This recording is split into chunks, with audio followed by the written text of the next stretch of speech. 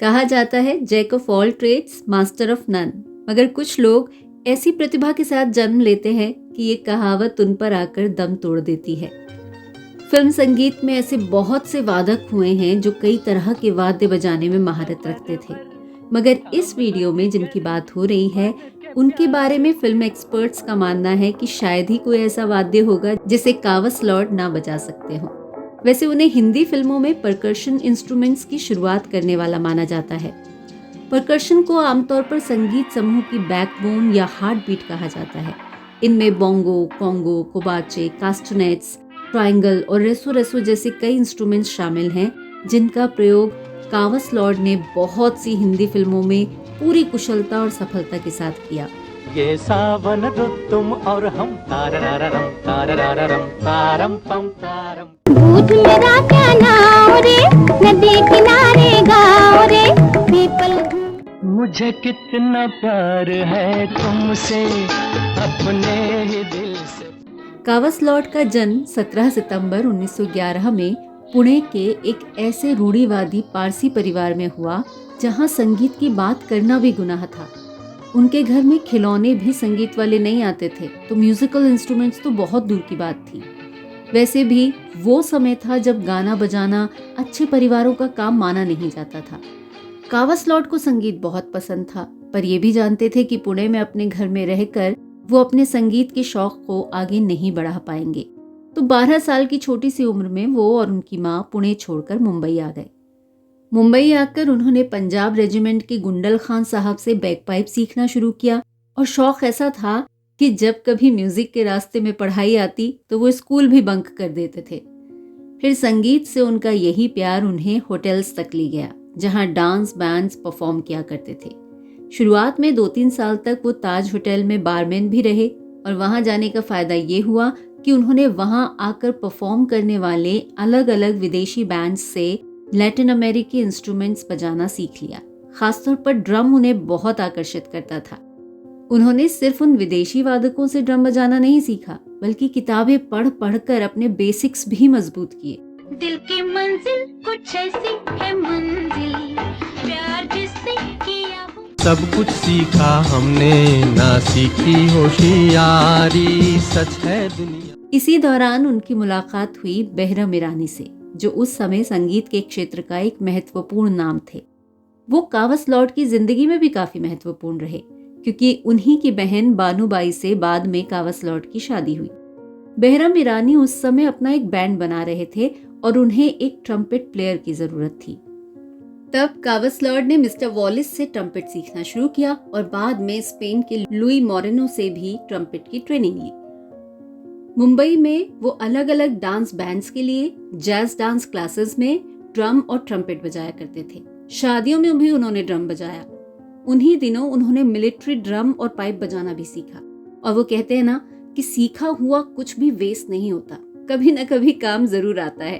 और कावस लॉर्ड ने तो इतने वाद्य बजाने में महारत हासिल कर ली थी कि जब द्वितीय विश्व युद्ध के दौरान उन्होंने आर्मी में शामिल होने के लिए अप्लाई किया तो उन्हें ओवर क्वालिफाइड कहकर रिजेक्ट कर दिया गया, लेकिन उन्हें एक नई यूनिट में काम करने की पेशकश दी गई। इस तरह कावस लॉर्ड ने साउदर्न आर्मी एंटरटेनमेंट और बाद में एंटरटेनमेंट नेशनल सर्विसेज एसोसिएशन में काम किया। इस दौरान बतौर ट्रम्पेटर और ड्रमर ब्रिटिश आर्मी के साथ वो पूरे भारत और बर्मा की यात्रा पर निकले और अपने साथी ब्रिटिशर्स से उन्होंने नया नाम पाया, कार्ल लॉर्ड, क्योंकि उन्हें कावस बोलने में दिक्कत होती थी।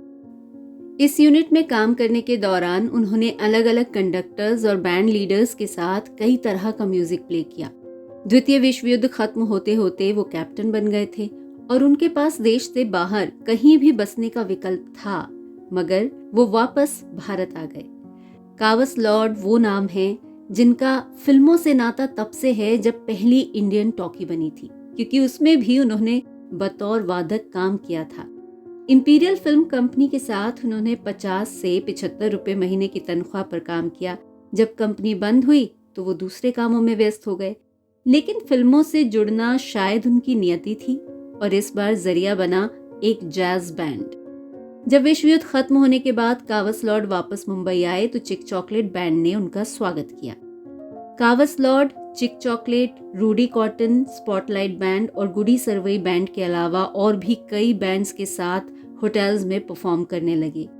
उस दौर में कावस लॉर्ड विदेशी बैंड्स के बीच काफी लोकप्रिय थे और वो एकमात्र ऐसे ड्रमर थे जो म्यूजिक पढ़ सकते थे। उन्होंने बहुत से लैटिन अमेरिकी म्यूजिशियन से परकशन इंस्ट्रूमेंट्स बजाना सीखा और उनमें महारत हासिल कर ली। शायद बहुत लोगों को ना पता हो, पर कावस लॉर्ड ने संगीतकार गुलाम मोहम्मद से तबला बजाना भी सीखा था। उनका मानना था कि एक्सपर्ट बनने के लिए भारतीय ताल और रिदम को जानना बहुत जरूरी है, और वो सिर्फ ताल और लय को ही नहीं समझते थे बल्कि इंस्ट्रूमेंट्स की नब्ज भी पहचानते थे। कहते हैं कि इसी समझ ने बुरे वक्त में घर परिवार चलाने में उनकी मदद की। एक दौर आया था जब अच्छे डांस म्यूजिशियंस की डिमांड कम हो रही थी। तब उन्होंने पियानो और अकॉर्डियन जैसे साजों की ट्यूनिंग और मरम्मत भी की। उन्हें बॉम्बे में सबसे अच्छे पियानो अकॉर्डियन रिपेयर्स में से एक माना जाता था। एक बार ताज होटल में पेरिस से एक ग्रुप आया था। अपनी परफॉर्मेंस के बाद जब वो ग्रुप वापस जाने लगा तो कावस लॉर्ड ने उस बैंड से बोंगो और कॉन्गो जैसे वाद्य यंत्र खरीद लिए। ऐसा माना जाता है कि उन्होंने ही इन इंस्ट्रूमेंट्स को हिंदी फिल्मों में पेश किया और हिंदी फिल्म म्यूजिक में एक तरह की क्रांति ला दी। इसमें उनके सहायक बने संगीतकार सी रामचंद्र, जो अपने समय की रवायत से अलग हटकर संगीत देने की कोशिश में लगे थे। ये वो समय था जब हिंदी फिल्मों में जैज अपनी जगह बना रहा था और कावस लॉर्ड भी जैज के दीवाने थे। जब चिक चॉकलेट अपने बैंड के साथ परफॉर्म कर रहे थे तो सी रामचंद्र की नजर उन लोगों पर पड़ी और फिर वो सी रामचंद्र की फिल्मों में म्यूजिक प्ले करने लगे। कावस लॉर्ड अक्सर सी रामचंद्र की लेट नाइट रिकॉर्डिंग्स में जाने लगे। सी रामचंद्र की कई फिल्मों में उन्होंने भी इंस्ट्रूमेंट्स प्ले किए। गोरे गोरे ओ बाके छोरे कभी मेरी गली आया। मीना मीना रिका डिका डे टाई डामेनिका मागा नागा चिका पिका रोला रिका राम पम पोच राम। संगीतकार नौशाद जब जादू फिल्म का संगीत दे रहे थे तो उसमें कास्नेट्स प्ले करने के लिए उन्होंने कावस लॉर्ड को ही बुलाया था।